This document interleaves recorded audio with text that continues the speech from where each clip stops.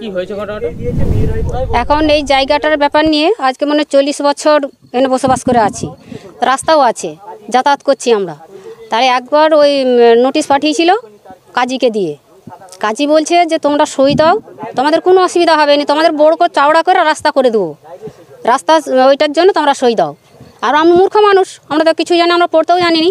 তো আমাদেরকে যা বলেছে আমরা সই টই দিয়েছি, যে রাস্তা যখন হবে তাহলে সইটা দিয়েছি। সইটি দেওয়ার পরে আবার ওটা চলে যায়, বলে তোমাদের কোনো অসুবিধা হবে না। এবার ওরা কী করছে, মাল মেডেল নামিয়ে ওরা রাস্তা ঘিরতে লাগছে। যা রাস্তায় আমরা বাধা দিতে গেছি কালকেও শুনিনি, তাছাড়া আমরা পাঁশকুড়া গেছিলাম, সেখানে থানা গেছিলাম, সেখানে জানিয়ে দিয়ে এসেছি। তো আজকে যখন এরা সব কিছু রেডি করছে, আমরা বারণ করছি, বারণ করতে যেতে বাধা দিতে যেতে আমাদেরকে মারধর করছে। ওই বাসুলিদের, ওই স্বপন বাসুলির দুটো ছেলে, তারপর অনিন বাসুলির তার 3টে ছেলে, সুলিন বাসুলি আর দীপক, প্রদীপ আর সুদীপ, অরুণ, এরা সব মারধর করছে আমাদেরকে। আমাদের ছেলেরা কেউ যায়নি, তো ওদের ছেলেরা এসে আমাদেরকে মারধর করে দিয়েছে। আমাদের দুজন কেমন মারছে, হসপিটাল কোদাল দিয়ে বালতি দিয়ে, কোদাল বালতি দিয়ে মারছে ওরা। এই যে রাস্তাটি, এই রাস্তাটা কার, মানে জায়গাটা কার?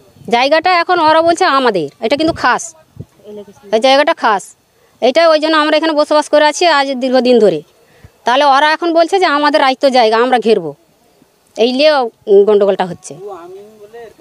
ও আমি নাচে বলে ওই জন্য জায়গাটা মেপে মেপে চলে যাচ্ছে, বলে আমাদের রাইত জায়গা। সীতা সিং। আমি আমার রায়তাল্যান্ডেই ঘেরছি।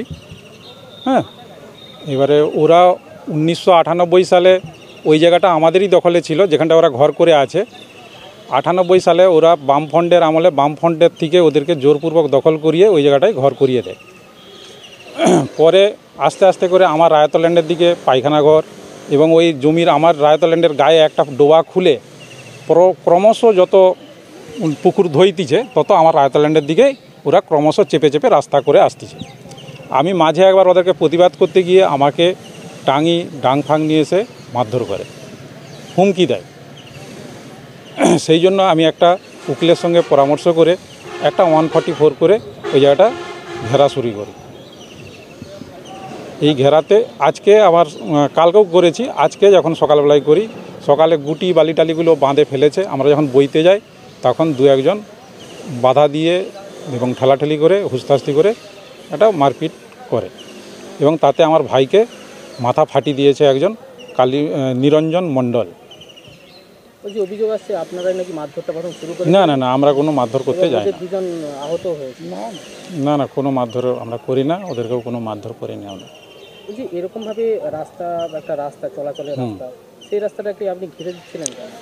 সেটা আজ 2016 সালে যখন গ্রাম থেকে মাপঝোপ করে, তখন আমাদের দেখা গেছে ওই পুকুর পাড় বরাবর আমাদের জায়গা ছিল।